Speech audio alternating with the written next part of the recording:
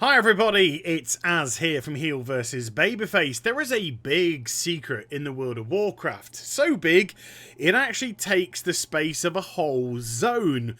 What exactly is this area here? There have been many videos of it from different YouTubers, Danger Dolan, Nixon Machinima, but I am actually going to show you what is physically there, and it involves going through Stratholme, just in a slightly different way than normal. So the first thing that we've got to do is get inside Stratholme, but not get inside the dungeon.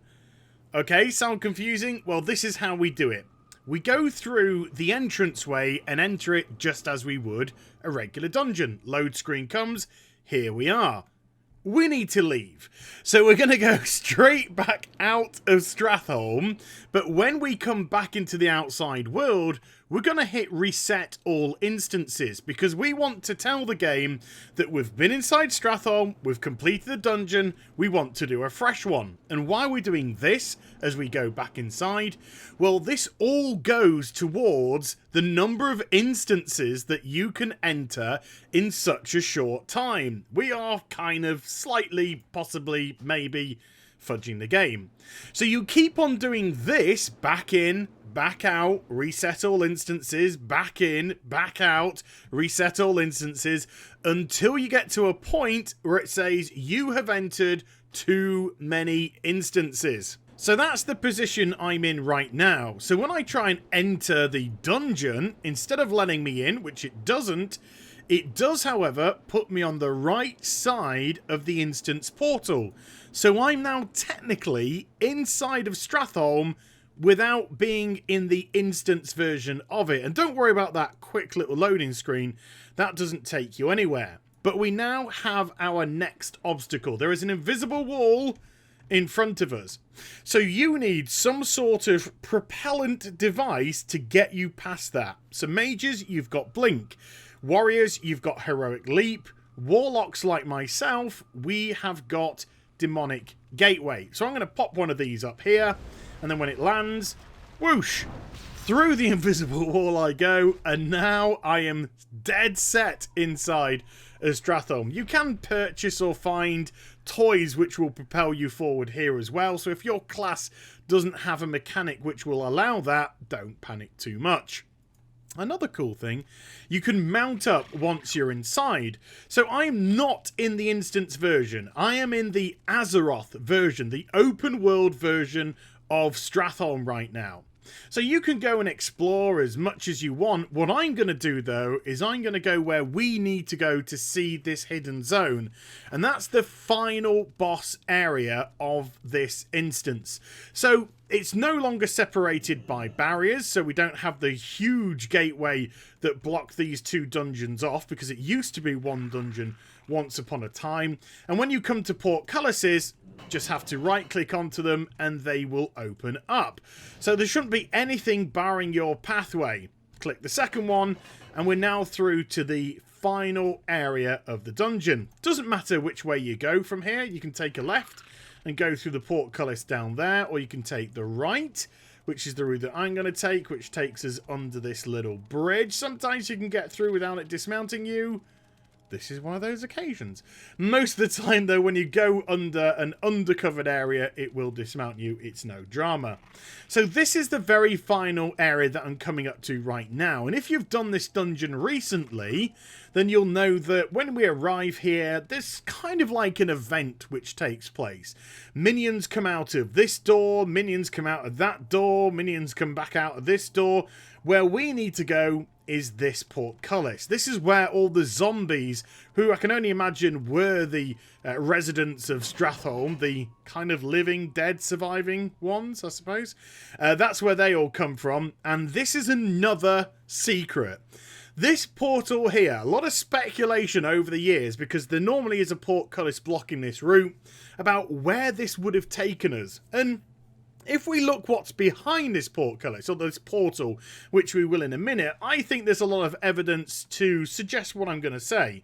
So we can actually walk through it physically, but when we get to this area, I think that would have been a portal to the original Naxxramas, when it used to hover over the Eastern Plaguelands, because when we're inside of here, lo and behold, there is an untextured small version of Naxxramas, and directly beneath it, there's some sort of device.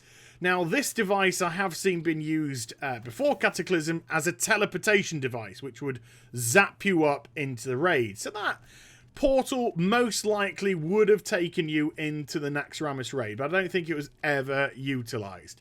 So we're going to go back to this Acropolis here, and where we need to go now is through that wall. Yeah, let me just show you that one more time. There is that wall here. We literally just walk through the wall. It is an invisible wall. It's a smoke and mirrors 2D wall, and it will take you through the rest of Stratholme to, if I bring up the map now, the hidden zone. So this is the secret zone. This is where I physically am. And you can see that it does stretch a considerable amount of time. So why can't we access this in game? Why doesn't Blizzard allow us to fly over and just, you know, land here? Why didn't they construct anything for us to look at? Well, if we turn around, you'll probably see why. It's very much like Silvermoon. This is smoke and mirrors. This is a lot of 2D work which has gone into the back here.